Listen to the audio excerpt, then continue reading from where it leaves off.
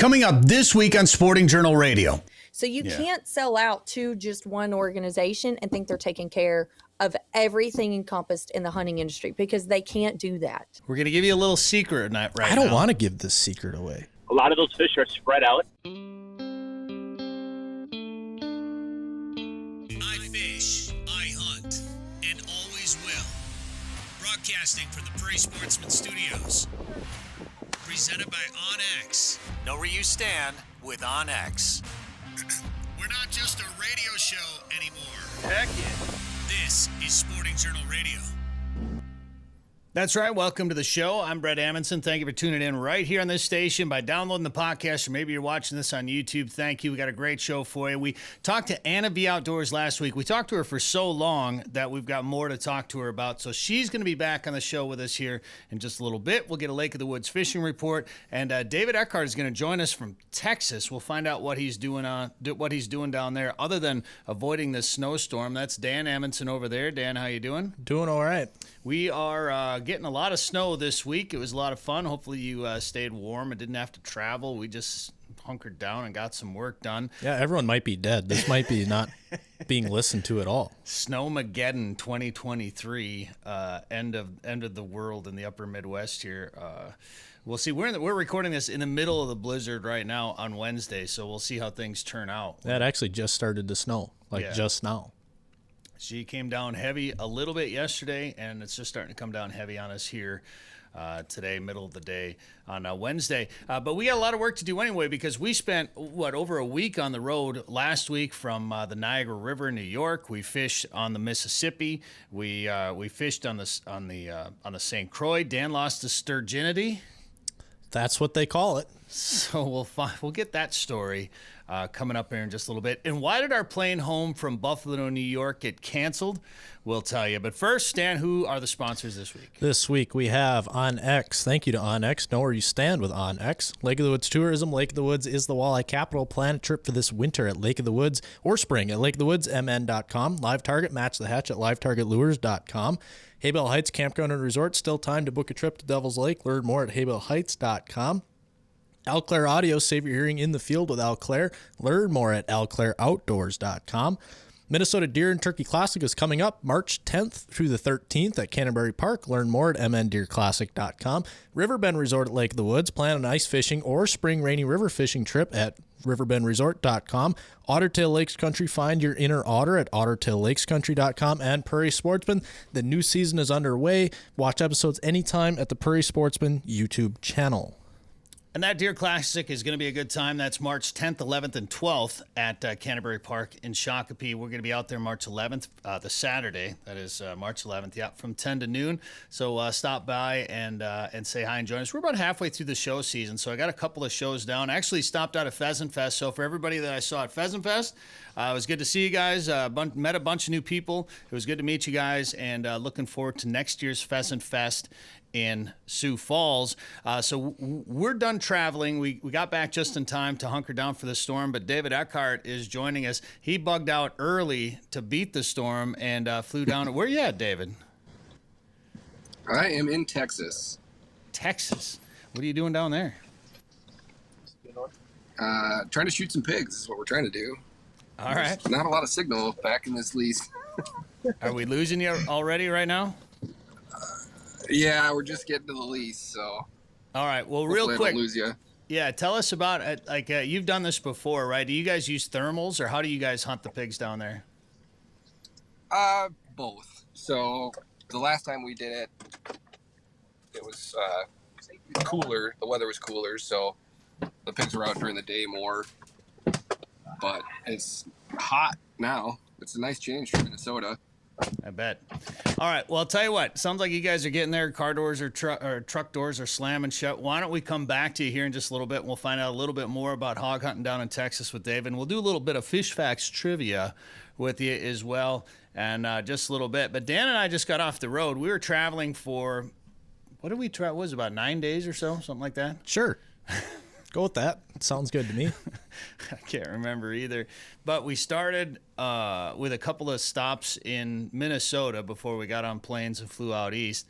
But the first thing we did as we fished the Mississippi River. It was a trip that we'd wanted to do for a while with Tim DeMail from Fine Line Outdoors. And Dan, we met him. We were fishing down there, last April? Yep, day before Easter. Oh, yeah. Despite you guys not believing me after telling you that over and over and over again, that is what happened. Well, I think it's been established how good our memory is when it comes to trips and travel. I remember that 30 seconds ago. Gosh, that light is bright. So keep looking right into it. Yeah, the lights are bright in here. It's easy to forget when and where we did that because we travel so much.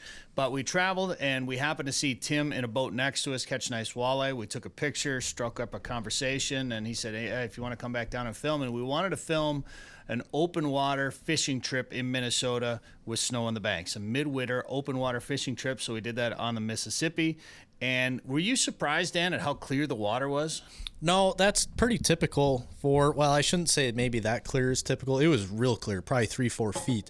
But that water typically is clearer as far as Mississippi River standards go. So I wasn't surprised by that. I mean, there's no runoff, so it's not all that surprising. And that's why fishing normally is tough come this time of year, because that water is clear. It becomes a morning, evening bite, and people don't think of the river that way, so they think they can go down there at 9 o'clock and hammer them all day. That's just not the case.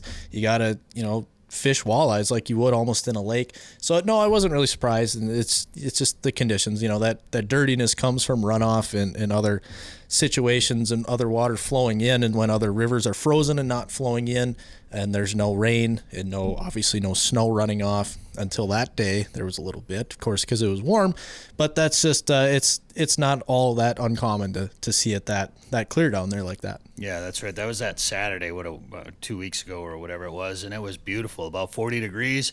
We did see a lot of other boats start to show up. It got pretty busy on the river around midday, but we got there. The key, we're going to give you a little secret right now. I don't want to give this secret away.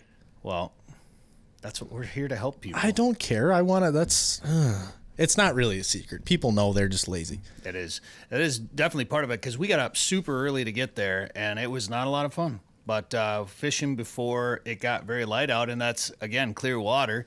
That low light is going to be your best time before sunrise and and after sunset, and that's what we found. I mean, we did catch fish throughout the day. Yep. But the fish got a little bit smaller and a little bit more sporadic, few and far between. But before that, sun got real high, and it was a beautiful day. Like, it was sunny, it was calm, it was warm. I think it was nicer that day, mid-February, than it was the day before Easter last year. I think you're right, because I was dressed in my ice fishing stuff, I think, last Easter when we were down there. And this time I was fishing. I mean, I layered up, but I didn't have my big heavy jacket on, my float suit or anything like that. So it was nice. But we caught fish in the kind of the pre-dawn, pre-sunrise hours there. And I was surprised at the presentation, Dan. Why is that? Well, usually you think about rivers. If you're thinking about some stained water or some murkier water, you can usually use a heavier jig. And when you're talking about current, you need that heavier jig at times to get down there, or some sort of, current cutting jig or something like that. But granted, the current was a little lighter. I think clear water, not a lot of current. We used really light jigs while we were down there. Yeah, well, I mean, the trick is not necessarily using a heavier jig. It's using it's doing whatever you need to do to get to where the fish are. And in my philosophy, that's do it as light and small as possible, especially in winter and spring, because these fish, they're not super aggressive. A lot of times they're just kind of hanging out down there and just slurping up bait. They're not necessarily attacking like they will in the spring or summer. But we used some smaller jigs, and you had to let out a lot of line. We were long lining these things, and a lot of people forget about that because you lose some sensitivity when you do that. Mm-hmm. You want, in my philosophy, whether it's bottom bouncing or jigging, is to always keep a 45-degree angle in your line and maintain contact with bottom. That's how you get the most sensitivity. We had probably almost, I don't know, it's been a while since I took a math class, so 160-degree angle maybe with our line. And it was I'll go with it. Way out there, and I don't know how much line we had out, but you couldn't hardly feel bottom, so you had to kind of watch your line, watch for it to go slack when you hit bottom. You weren't going to feel it, and just hold it there and drag it along the bottom, a little bit above bottom, and wait for a fish to slurp it up, and man, it worked. Yeah, it worked, and it was tough to get the feel for it if you weren't used to fishing that way. And it was a soft bottom, kind of a sandy bottom, so even when you did hit bottom, you didn't feel much. There was some pretty good thumps when you caught fish, though. Oh yeah, They were thumping it pretty good, and I'll tell you what, Tim DeMel definitely had the system dialed in, and he outfished us and caught some nice fish. So thank you, Tim, for taking us out there. he's only done it like every weekend of his whole life. That's right. He's pretty good at it. See that episode coming up on Prairie Sportsman, and we actually filmed 2 episodes of Prairie Sportsman on rivers in Minnesota here in the last 2 weeks. And the second one, is it fair to say it's your old stomping grounds, Dan, or at least a place you fished a few times? I mean, I've fished the St Croix quite a bit. Not a whole lot in the winter, and definitely never for sturgeon, although I will say I regret not fishing it for sturgeon more. Yeah. If I had really known what that gig was all about, I'd have been doing that all the time, because it's relatively easy once you have the gear for it. But I just didn't take advantage of it. Wish I did. But yeah, I mean, we were 15 minutes from where I used to live. Easy fishing in the sense that having a nice heavy rod and the right rig and setup, and then you just kind of put some crawlers and minnows on there and just set it down on the bottom and wait for fish to come in. And Darren Troseth, if you're going to fish the St. Croix for sturgeon through the ice, why not call the guy that holds the record for the biggest fish in Minnesota, the biggest sturgeon in Minnesota? And Darren brought us out, and we filmed for Prairie Sportsman. But I'll tell you, one piece of equipment, Dan, that was the game changer for this trip for us. The live scope. Yeah. Did it help us catch more fish? No. But did it keep us entertained? Yes. Absolutely. And a little more frustrated at times, too, because there was a lot of fish that we probably would have never known were there that we saw that wouldn't bite. But we also got to play them more. We got to work them. And there was a lot of heart racing going on when we'd have sometimes 2-3 sturgeon rolling in at once, trying to get them to turn around and see that bait. And, well, they can't see it. They're smelling it and trying to just bottom feed it up. And I didn't know that sturgeon really roamed in pairs and threes like that. I thought they were just kind of a one-off fish, but I think we saw them in pairs more than by themselves. Yeah, it was fun. And we'll save the final tally of how many fish we caught until you see the episode. But I will say it's been a little slow out there for him. And in fact, when he had clients out on Friday, I think they only saw 2 fish on the live scope, and they caught one of them. And we had, like Dan said, multiple fish come through, and pretty much all afternoon and evening.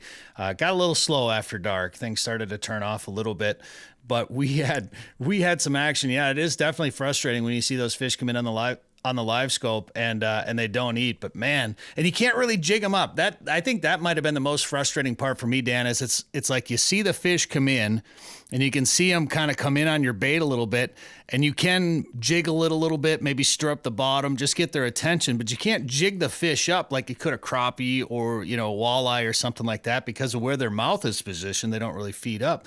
So you got to keep it down there, and it's hard. It's hard to work a sturgeon, I found out, I think was the lesson I learned. Yeah, well, like I said, they can't really see it down there, especially after dark.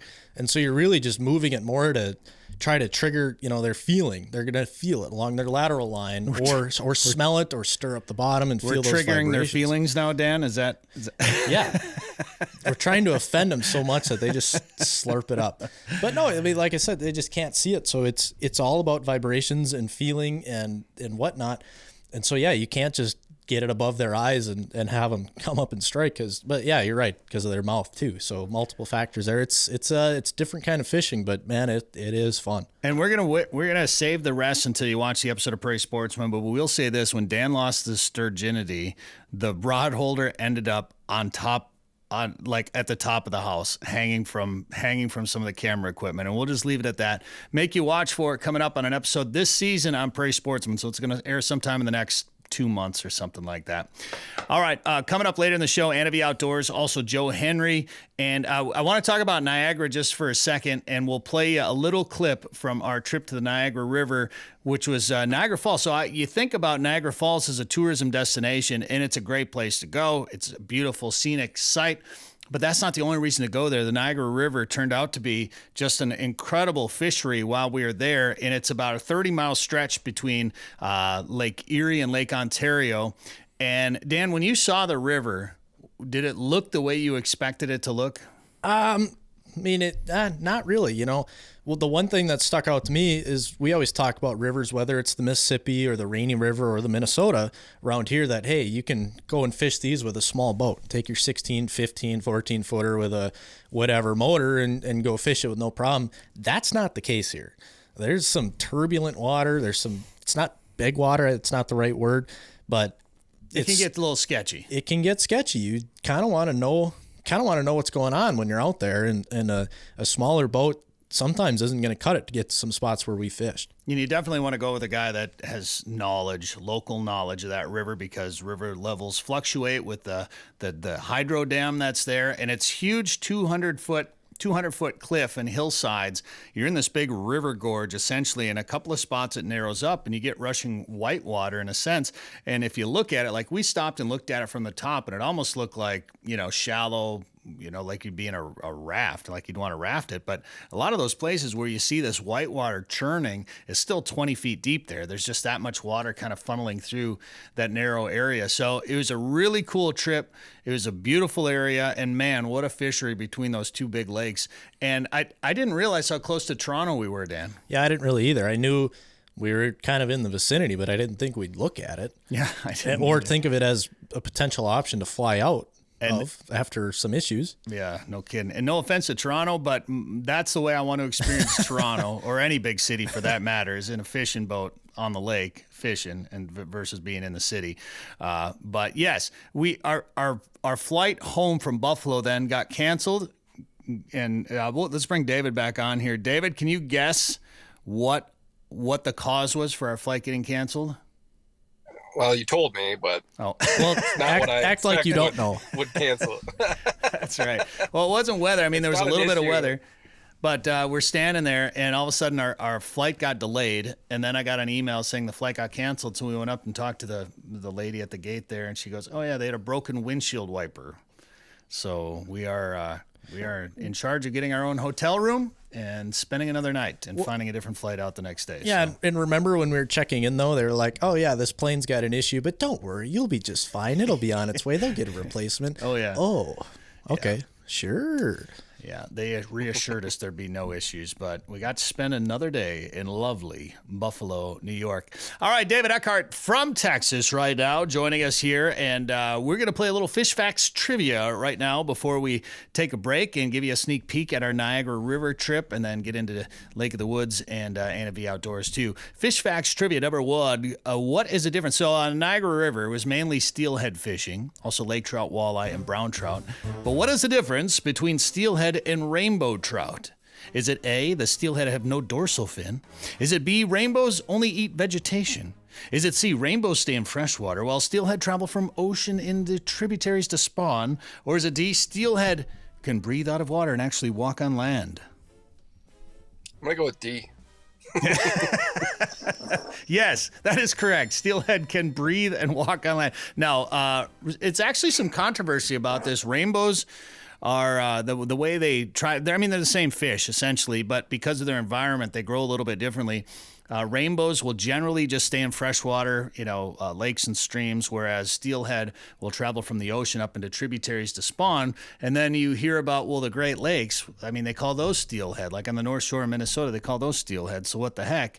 And people out west are like, nah, man, those are just rainbows. The lake run rainbows. I don't know if they talk like that out west. That sounds like they're from the South. Yeah, so that was the wrong accent. Anyway, yeah. So there's some controversy about it, but you ask a lot of these people that have fished both West Coast and the Great Lakes, and they'll take a steelhead, an ocean run steelhead from the West Coast, and a lake run steelhead from the Great Lakes, and they're pretty much identical. So for the most part, they're steelhead up in the Great Lakes as well, too. All right, we were in New York. What is the New York state record steelhead? Is it 25 pounds? Is it 65 pounds? Is it 31 pounds? Or is it 6 pounds?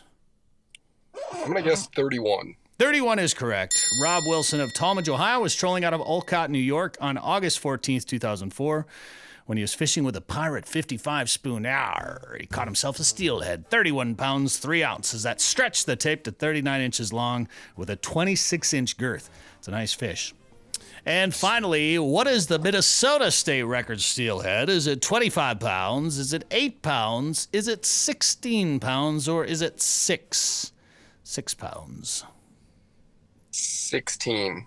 Dan, did you want to guess? I haven't really let you guess. That's okay. You never let me play the game anyways.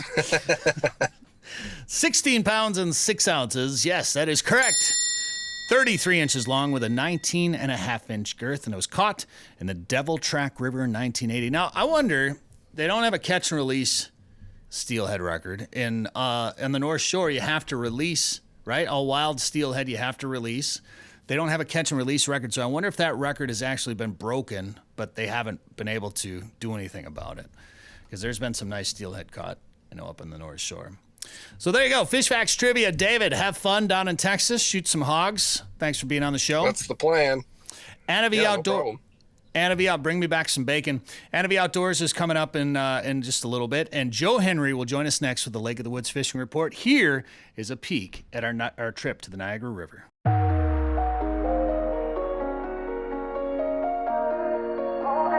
So we are in Niagara Falls, which is in the center of the Niagara River. We have 15 miles to the south, we have Lake Erie. 15 miles to the north, we have Lake Ontario. So you have the best of both worlds. So my region for game and fish basically spans from West Virginia to northern Maine, and this really is one of the more unique areas in that whole region because of the species. It's the size of the fish that are here and the diversity that really makes it special. Yeah, we're pretty blessed. We have what I consider the best freshwater fishing in the country. I don't think you can go too many places and find the size, the diversity, and the numbers of fish that we have. So it's pretty unique.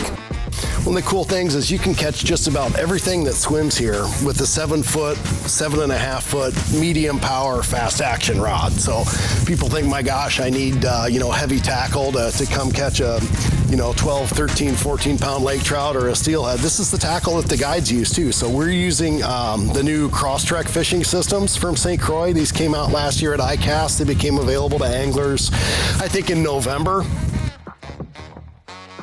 Fish. Proud of you, bud. Yeah, thank you very much. The backbone of what makes these events work for us is what makes a glow work, and that is getting all of our media types or all of our membership types in the glow to get them all together. And our basic membership types here are our tourism members, our corporate product members, and our media people, and get those people all in one place so that they can network. A glow has been wonderful. I got to go on this trip, yes, to the Niagara region. We got to go fishing on the Niagara River, got to catch a big walleye, so it's been a phenomenal trip. A glow has been good. Here we go. That was fun. There you go, Dan. These are cool fish.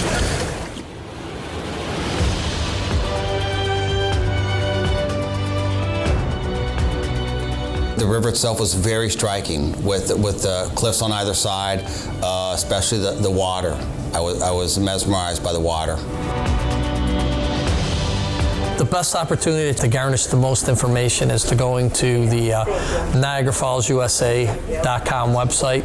It contains everything about the outdoors, from fishing charters to, launch ramps to, access points for the public, to where to get your fishing license, in addition to biking, hiking, and everything else that go along with, the outdoor experience.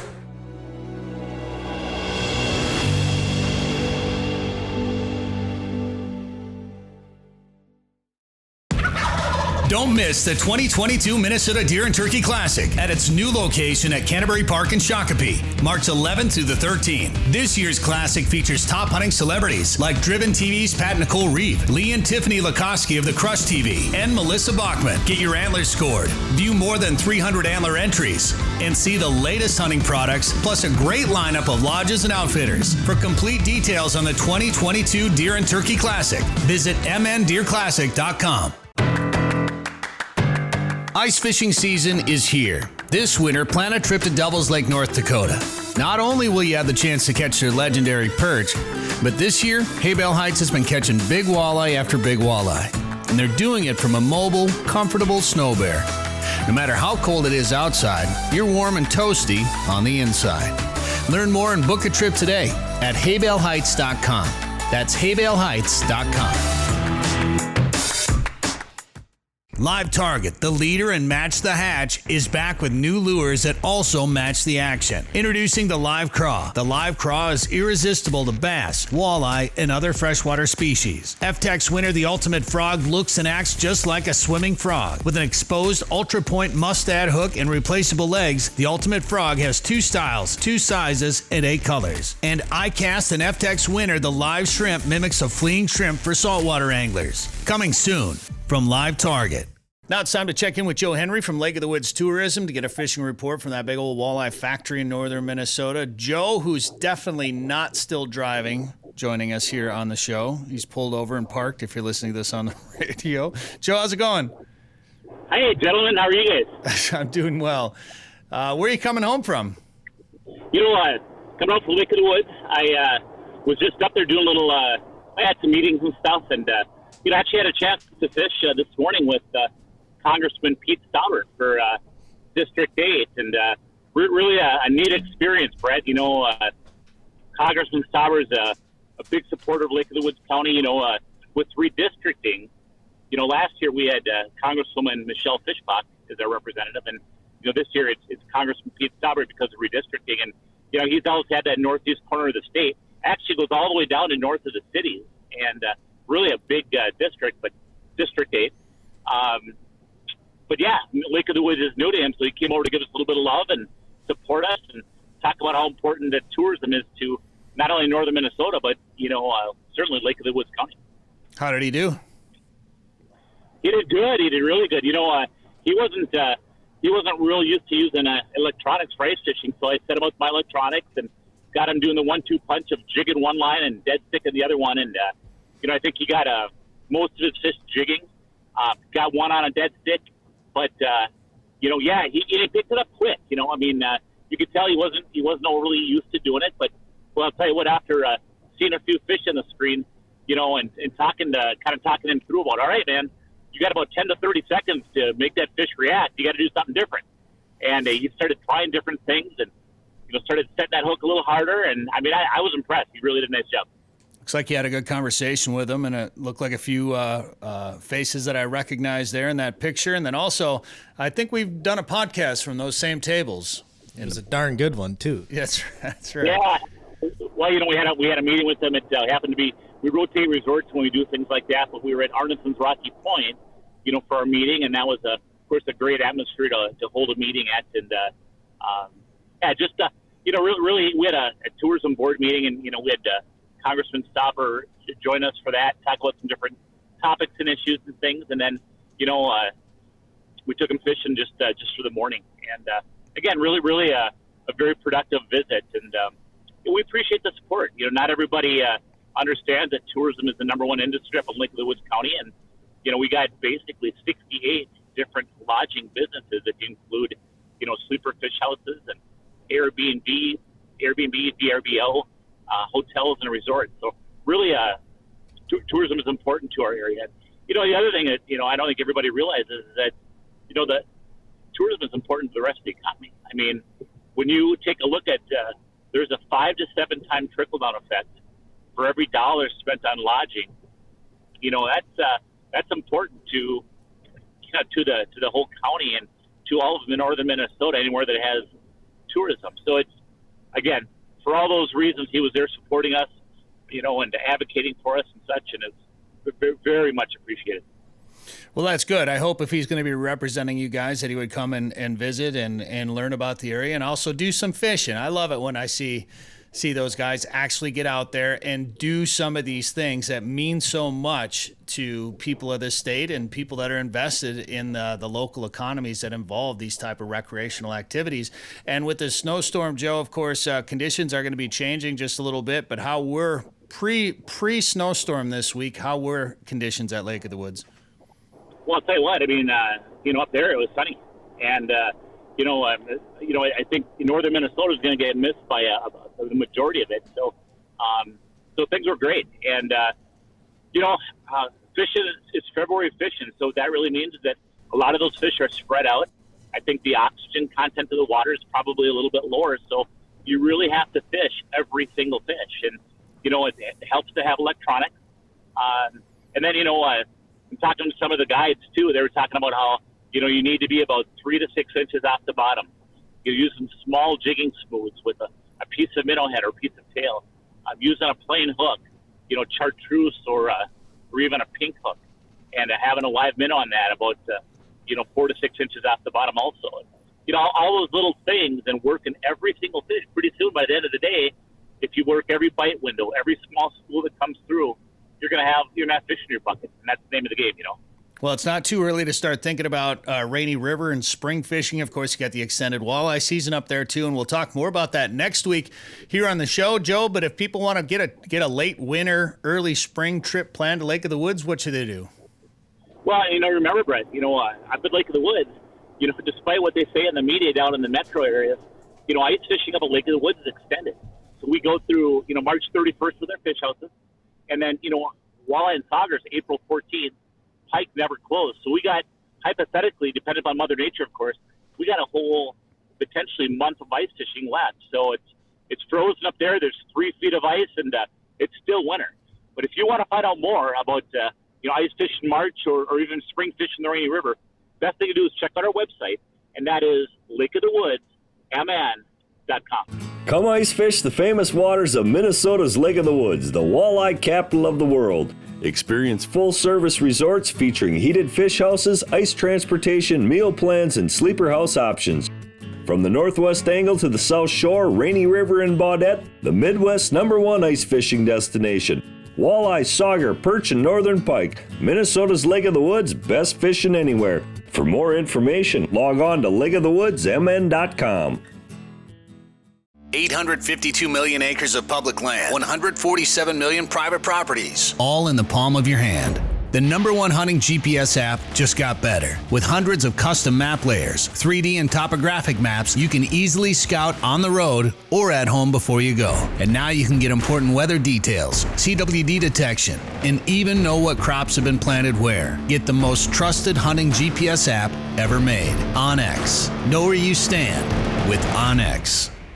It's ice fishing season and time to plan your trip to Riverbend Resort on Lake of the Woods. Stay at the Lakeside Resort along the Rainy River in one of their new cabins and enjoy delicious meals and hot or cold beverages in the Miles Lab Bar and Grill. Or stay in one of their comfortable sleeper houses on the ice, complete with a TV, stove, and lots of walleyes right beneath your feet. You also have the option of staying at their motel, the Walleye Inn, located in Baudette. Book your ice fishing trip to famous Lake of the Woods today at riverbendresort.com. That's riverbendresort.com. Looking for winter adventure? Might as well pick a place with over 1,000 lakes. Ottertail County, Minnesota is in the middle of everywhere, offers a simpler pace, and has something for everyone. Find your inner otter at ottertaillakescountry.com. All right, last week we had Anna V Outdoors here on the show, and we talked to her for so long we couldn't get it all in last week's show. So here is the second part of our interview with Anna V Outdoors. So are you training dogs again then? Do you have a kennel? Okay. I'm not training dogs anymore, but I did open my kennel back up. It's a great place. I put my heart and soul into it. The property here is amazing. This originally was a golf course. And now, we were going to put cows on it, but we ended up putting cows somewhere else because my dad decided to put a fall festival in the backyard. And we're just going to put a fall festival in the backyard. We're just going to put a fall festival back here.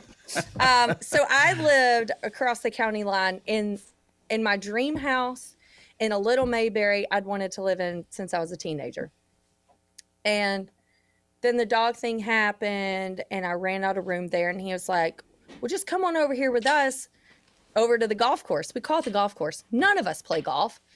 I mean, my dad swung a golf club one time on a cruise ship.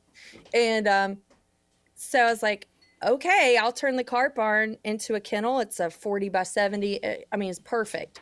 So we tore it down to the concrete and rebuilt it. And, you can put a lot of dogs in there. And I had amazing property to run and train with the fairways and the ponds and everything. And so a golf course sounds perfect for dog training. Yeah. I know. And so a lot of my friends in the retriever world love to come out here and just run marks just to practice to get on different ground.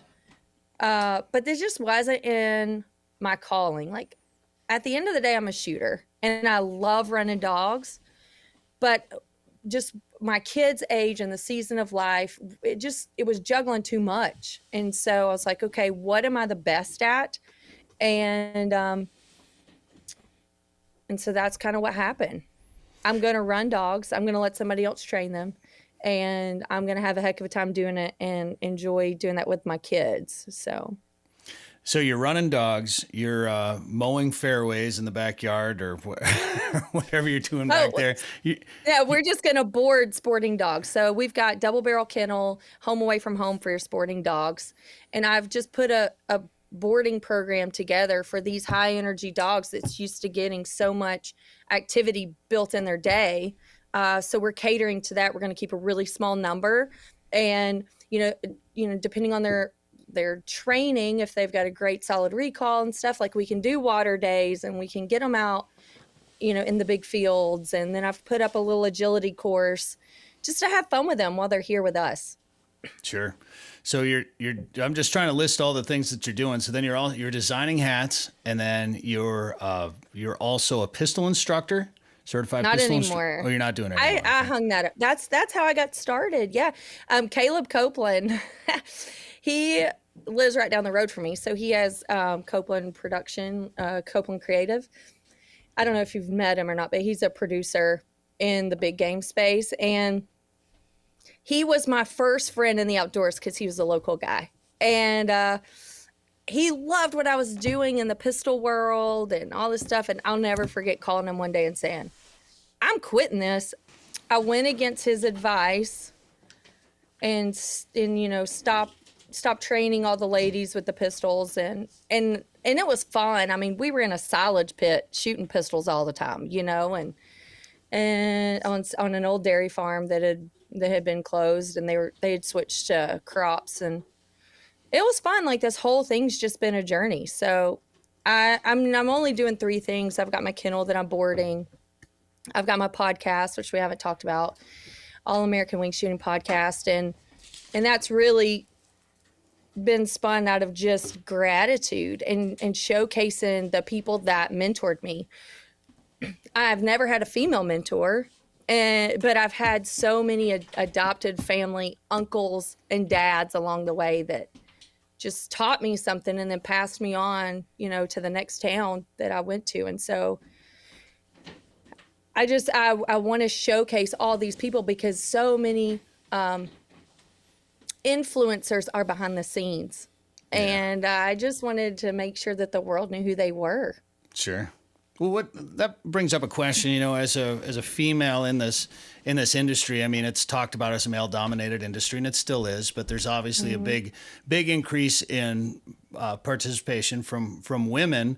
What do you think do you need more female mentors, or do you need more men that are willing to cater to female? What's your perspective on women in the outdoors? Well, I run into very few men that are not catering to women in the outdoors and super supportive. So I know that we hear of women that have bad experiences, but I have never had one. And I've kind of dabbled in as much as you possibly could dabble in. So I'm very fortunate to be able to say that I've had nothing but support and love from the industry that way. As for women, I still don't think there's a lot of them. I mean, they congregate together, so I think that a lot of them appear to be in larger numbers than the reality. But, I was traveling 50,000 miles a year for years. This is my 6th year, so I guess for like 3 or 4 years I've done that. And I'm still the only chick at camp. So Well, I'm glad to hear that. Yeah, I mean, you haven't had bad experiences. And I honestly, I mean, yeah, it's mostly men that we're around, but occasionally when there are women around, I've never seen anything personally or publicly where it's been a bad situation for them. Usually people are pretty open to having whoever wants to come out and hunt. You know, if somebody really wants to do it and wants to learn, I don't think anybody's going to turn that person away, regardless of who they are or anything like that. I don't think so. Yeah. And I want to ask you, too, about a couple of other things. I'm looking at your website here, AnnaVOutdoors.com. It says you're an ambassador for SCI. You do a lot with SCI, right? Oh, yeah. SCI has been amazing for me because for so long, I just shared the message that if we don't have our gun rights, we don't have anything. So we can invest all we want in habitat, and it's so important. So I still promote the message and mission of Quail Forever and Pheasants Forever, and have so many friends that are involved in that organization. But my personal message through Anna V Outdoors was always pay attention to what's really going on. There's fine print that's out there that nobody's paying attention to, that the hunters tend to just get lost in our little bubble and no idea what is going on in DC. Yeah. And so those people need support. So it was actually Trevor Santos here in Georgia. I forgot even how we met. It was probably like NRA convention or SHOT Show or something. And he came to me and he says, I hear you say this all the time. Have you ever thought about working with SCI? And I was like, I don't even know what that is, because they haven't had a real big presence, in the upland world. And so once I started working with them, man, all of the people across the country with SCI have just become like family to me. They have mentored my kids. I mean, I just can't say enough about it. I was just with Laird Hamblin, who's the CEO of SCI, just 2 weeks ago at Prairie Wildlife in Mississippi. And we shot Halise together. And then actually we started the season together in California. We started waterfowl season together in California this year. And so I've just been there he is, so fortunate to make amazing friends. And like JC spent the summer in DC. She was interning for CSF, but she got to network with the SCI office there and all those people. So she works convention with me. Convention's coming up at the end of the month. So if you are anywhere near Nashville, you are not going to want to miss this. It is rows and rows and rows of outfitters and vendors in every aspect of the hunting industry. And it feels close, like a little family. So it's kind of broadened my horizons. I mean, I'm still not willing to give up a weekend of my dog's life to sit in a deer stand, but I enjoy looking at the mounts and listening to the stories of the other lodges. And I think that's probably a really cool aspect that I get to do at convention. I did it last year. I'm planning to do again this year, is go around and interview these lodge owners and talk about their family legacy and what has driven them to stick it out in this industry. It's not easy, but it's so rewarding, and everybody has their own personal story. And I get motivated from hearing no matter if they're bird dog people or not, Well, and and you brought up a pretty important point in there that we've really been trying to make that a mission of ours here as well too, is just stand up for our rights as hunters and gun owners. And honestly, it's really the same thing. I mean, a lot of people will differentiate between those two. You have gun owners and you have hunters out there, but in reality, it's the same thing. And when you talk about politicians wanting to restrict gun owners' rights, they're talking directly to hunters, and it just doesn't look like that on paper. And we started this Fish Hunt Forever. It's our new YouTube channel, and it's a new thing that we're doing here. And the mission behind it is I fish, I hunt, and always will. And the idea is that we're going to be more active in advocacy when it comes to hunters' rights, gun rights, and things like that. Because if we don't stand up for it, and what you talked about, how hunters, we get in our bubble, and you're right, like we just want to go sit in a stand or go walk some grass or whatever, get away from the world, just you and your dog or you and nature, whatever it is, just go live off the land and do your own thing. I think we all want that.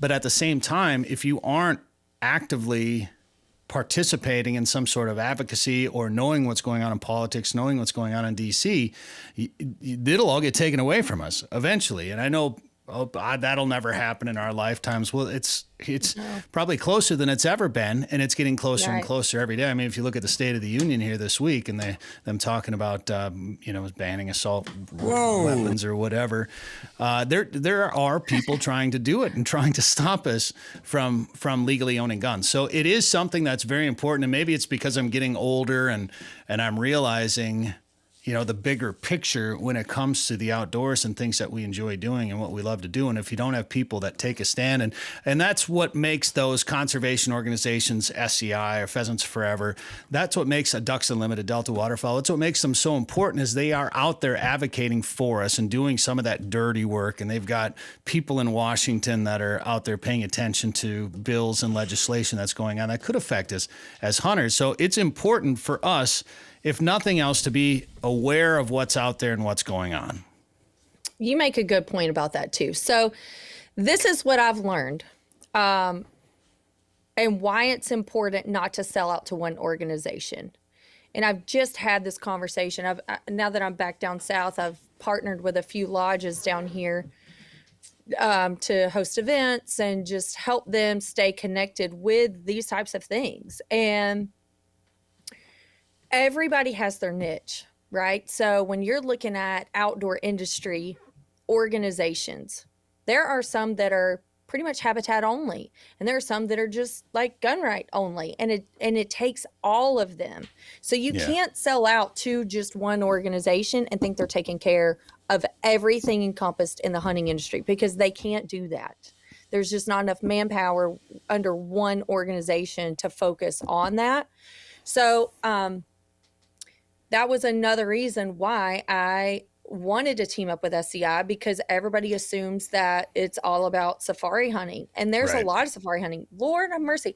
I want to go and wing shoot in Africa now after meeting these people and doing podcasts. It's just been eye-opening to me about how we can just get lost of what's going on in our backyard. And I'm so guilty of it right now, because I came back to Georgia. I leave for 3 reasons. I mean the house. I leave to take Tater to school, because she's now in public school, because she's been homeschooled for the last 3 years. So she's been in school like 2 months. I leave to go to church, and I leave to go to Chick-fil-A. And that's about it. And so here, like, it's something that we haven't even scratched the surface of, that I just recently went through, is I can no longer have a Facebook. Yeah. It went away. My original accounts went away in the summer. So December, when I said, okay, I'm going to reopen my kennel, I'm going to get on Facebook Marketplace and start shopping antiques. I started another account. I was on there for 10 minutes. The only post I had that said, my account had been suspended. I've started another one, like starting over. That's it. So then I get a notification that I breached community standards again. Gone. I'm like, holy smokes, I am on somebody's hit list is what happened. Yeah, did you post anything in particular that they flagged, or what was the reasoning behind it? That was the only post. I just said, hey, y'all, I'm back. So then that was on a Friday. Sunday morning I get up 2 days later, and I log onto my Instagram, and it's acting funny, and then all of a sudden it's gone. And WhatsApp starts sending me notifications. I get a ransom message from some hacker that they have my Instagram and they are asking for ransom. Oh gosh. So I'm like, what? Is my career over? Like, I finally figured out what I want to be when I grow up, and now I got to start all over. I'm too old for this. So I literally I fought for it. Man, I've had people in the music industry, SCI, I mean, anybody that had any connection to Instagram try to get my account back. It's been deactivated, so we can't find it. So it looks like I literally been erased off of social media. Wow. So here's the kicker. I tried to start a new account. Instagram won't let me start a new account. So luckily, me and my dreaming personality, as Demas says, I'd had a few other accounts that I never did anything with that I just wanted to secure the name. So I was able to go and switch a name on that account. Now, if they delete me again, there's no guarantee that I will ever get to have another social media. That's ridiculous. Like, what is going on with social media? You know, honestly, when Elon Musk bought Twitter, I thought we might be seeing a turnaround, and maybe we are. You know, there's a lot going on regarding social media in these days. I don't know. I don't know either. I mean, and then when you try to have some sort of alternative platform out there, what was that one? Parler? Was that the one that they tried to start? Mm-hmm. And then, you know, oh, we're not going to have it in our app store and this and that, and or we're going to show. Amazon had their servers, I think. We're going to shut down your servers. It's like, what is this, America? Or, you know, did we get taken over? Maybe we did, and we just don't know it. I don't know, but I'm just not that important, you know, like seriously. I don't know. Like I really have no idea. So I'm in the process of rebuilding my website. I'm creating a platform of my own where everything that I do encompasses it's on there. It's something that nobody can take away from me, because here's the thing. I'm sad because my followers weren't fake people. Those were friends that I have made traveling this country that I have memories with, the majority of them, you know. I mean, either it was a trade show where we met and just said hello, or it was a ladies event, or it was a Quill Forever banquet somewhere across the country, and now it's all gone. So yeah, I still have the photos, but I don't have the words that express the emotion of the moment. Well, you're lucky you still have the photos. You know, that's what I worry about with, say, Facebook, because over the years, before I started really using social media to kind of promote what I do, I used Facebook mostly just to archive photographs, just so there'd be something online, because I've lost hard drives and then you lose those forever. So I'm like, oh, Facebook came around. I'm like, I can make little folders. I can make a hunting folder from, 2016, and theoretically they'll always be there. Maybe not so much anymore, but that's what I always used it for. No, you're the digital guy. You need to be putting them on a hard drive and putting them in your gun safe. Yeah, well, I do have a few of those too, but yeah. I had, or I drop the hard drive and break it. We have more hard drives than I know what to do. We have a pile of hard drives. I'm staring at like 7 of them right now. So many hard drives. It's ridiculous. But, yeah, that's been the hurdle. Yeah, it was like a cloud service for me, really. Then I could access them wherever. But, and I'm looking, you're an ambassador at Turning Point as well? Yeah, I've done some things with them, but unfortunately, their events are always during hunting season and something very important. So it's like, well, I'm probably just going to have to stay in the field.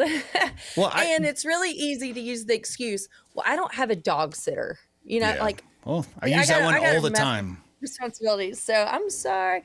But, they're doing really cool things. And my oldest is 20. So she's actually. You have a 20-year-old? Yeah. Wow. I'm old. Oh, come on. All right. Yeah, chasing those dreams in the high gear. But so she's all about ag econ and conservation and how these worlds collide. So the world that I've introduced her to, working with these organizations, like she was part of the NYLC for PFQF, which is their youth program. 20 kids were selected to serve their high school years, and they were mentored and educated with leadership skills and real life conservation information. And that was priceless for her. So I can't say that I've been the biggest influence on her life, but at least my friends gave her opportunity to find her own place in this industry. So I owe them for forever. And, I say all the time, if you have not raised your kids with these organizations, like, you're really missing out on some amazing mentors that give your kids things that they're never going to get with a ball team or in a public school.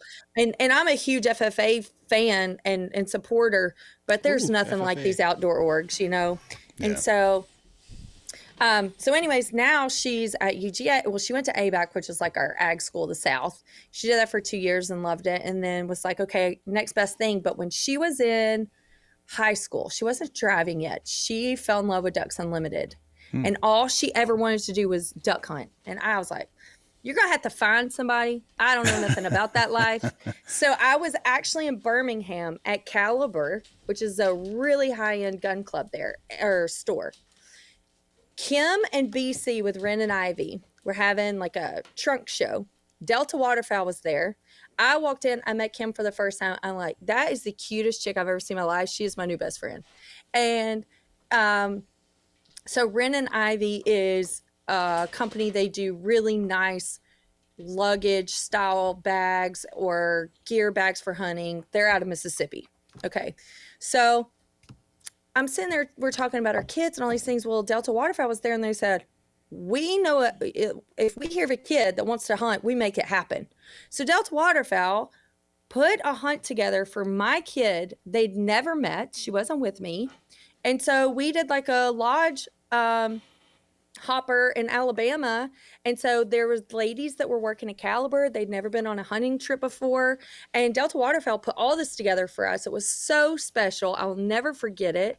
And then JC was hooked. She was absolutely hooked being around these people. And I told her, I said, listen, kid, life used to happen on the golf course, but it happens at the lodge now. You better figure this out. Yeah. And so now she's chair of UGA-DU, and that was a goal that she had, you know, out of this experience. So she's making waves over there. She's actually taking a break from school right now because she's interning in Governor Kemp's office. And oh, cool. Nice. Yeah, so that's great. Like, she just does her own thing. She spent the summer with CSF. So it's like when you talk about these certain organizations and you get into the meat of them, they all work together on certain levels, and they're all important. So yeah, well, I encourage people to just find their place in all of them, you know, like now, and that way you have events all year round. Right. Yeah. And as much as I hate politics, and generally most politicians, there's a few good ones out there, but we need more people like us to get into it and to make things a little bit better out there. So that's great. Well, Georgia SCI is one big family. We had a tower shoot at Brooms Edge last month. We had so much fun. We're like, well, this really wasn't like an SCI shoot. So let's advertise the next one as an SCI shoot and get everybody here, because there were some people that didn't know about it. So I'll check Taterbug out of school on Friday at lunch.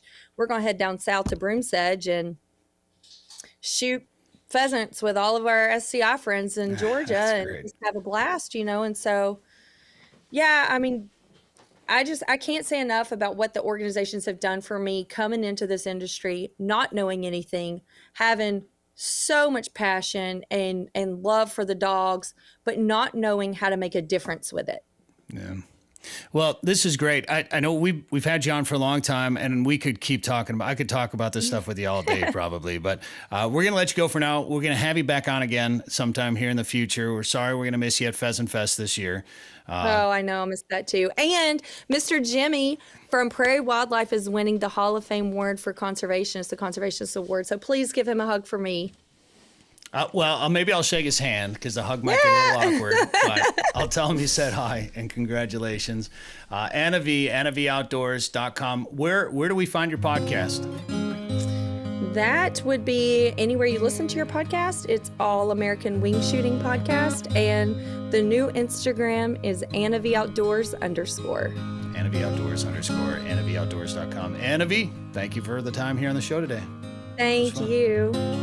Sporting Journal Radio is a division of Macaba LLC. If you've got a question, comment, or story idea for us, send us an email.